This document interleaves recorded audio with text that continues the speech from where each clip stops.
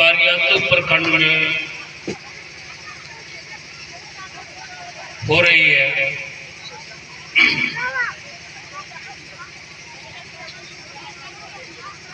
कई प्रखंड के लोगों को यहाँ आने से रोका गया या भीड़ लगाने की जरूरत नहीं है। जो जहाँ है वहीं बैठ के अपने अपने ढंग से जानने और समझने की कोशिश कीजिए। हम खुद करीब 1 साल बाद पिछले वर्ष 10 जनवरी को पांकी कोंडवाई श्मशान भूमि में हम लोग मिले थे। मेरी तबीयत काफी खराब थी। हमने आप लोगों से कहा था कि जिंदा लौटूंगा तब भी मिलूंगा, मर के लौटूंगा तब भी मिलूंगा। जिंदा लौटूंगा अंदाज कुछ होगा, मर के लौटूंगा अंदाज कुछ होगा। लेकिन महागुरु महादेव की दया से और आप सबकी दुआ से जिंदा आपके बीच लौटा और उसी संकल्प, उसी इरादे के साथ लौटा जो संकल्प और जो इरादे लगभग 20-22 वर्षों से मैं भी रखता हूं, आप भी रखते हैं।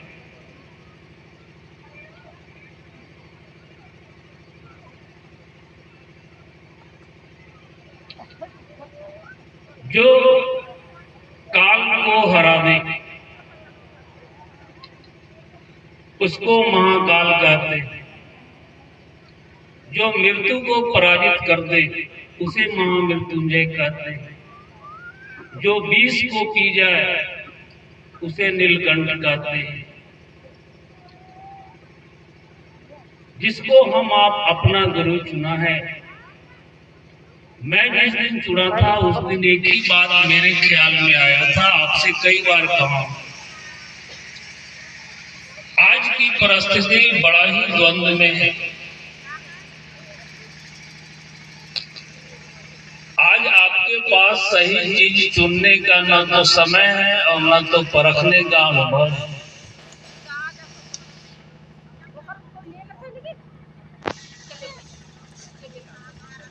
जिस भारत में शिक्षा और दीक्षा दोनों होता था, उस भारत में आज केवल शिक्षा बचा है। दीक्षा विलुप्त हो गई। समाप्त तो मैं नहीं कह सकता, विलुप्त हो गई। शिक्षा का अर्थ होता है सूचना। शास्त्र भी केवल शिक्षा देते हैं, मंदिर भी केवल शिक्षा देते हैं, पंडित भी केवल शिक्षा देते हैं।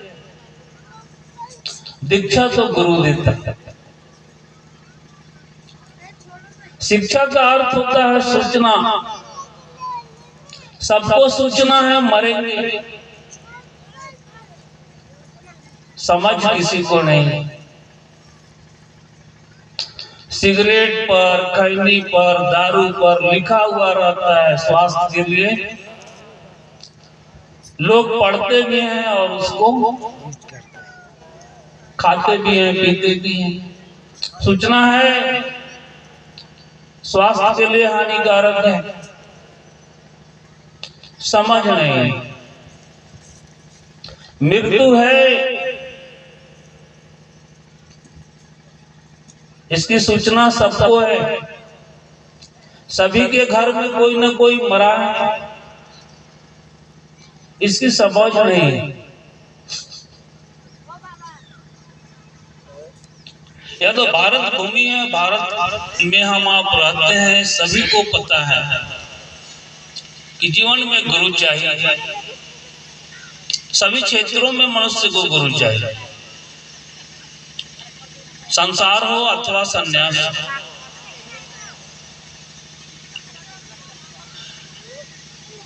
जब मुझको शिव को गुरु बनाने की अवसर मिला था तो एक ही बात मेरे समझ में आया था, आदमी बड़ा बेईमान है, आदमी ठग सकता है, शोषण कर सकता है, बेईमानी कर सकता है, भटका सकता है, गुमराह कर सकता है। शिव निश्चल, शास्त्र और इतिहास बोलता है कि वह किसी से कुछ कभी लिया,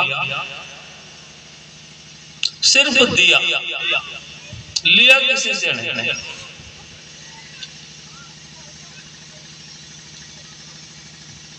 मेरे मन में एक ही बात आई थी कि अगर झूठा ही सही शिव मेरे गुरु हैं, या ख्याल अगर मेरे मन में रहे तो हम कुछ देगा नहीं तो कुछ लेगा नहीं।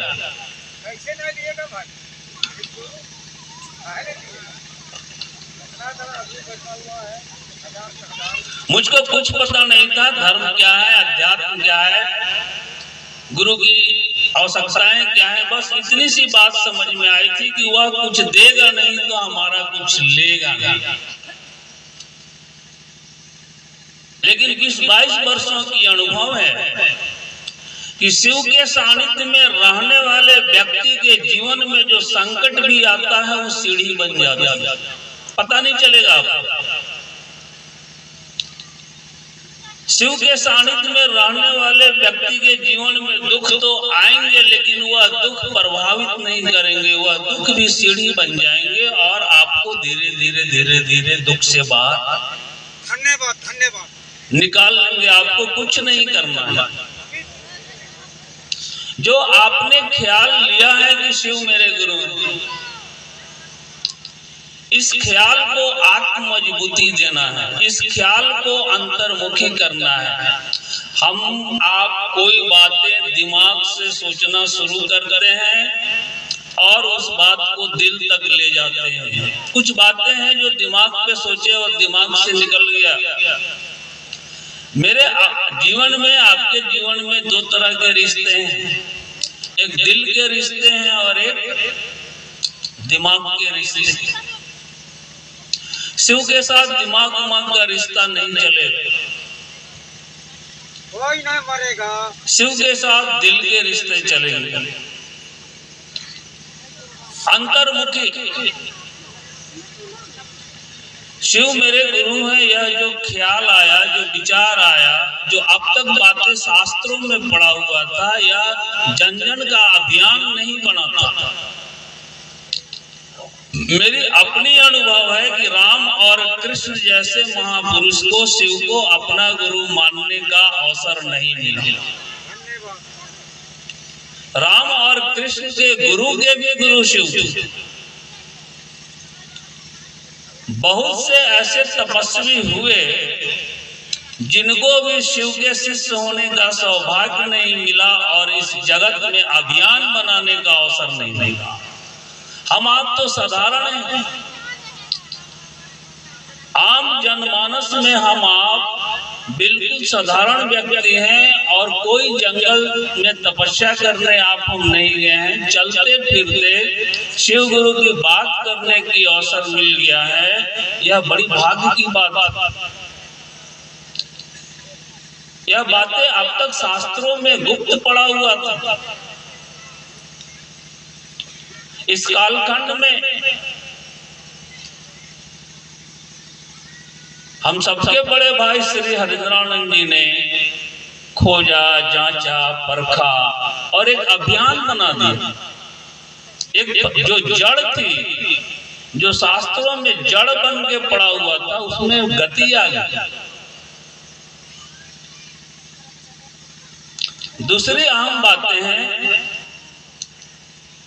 कि शिव मेरे गुरु हैं, इसको ख्याल में रखने के लिए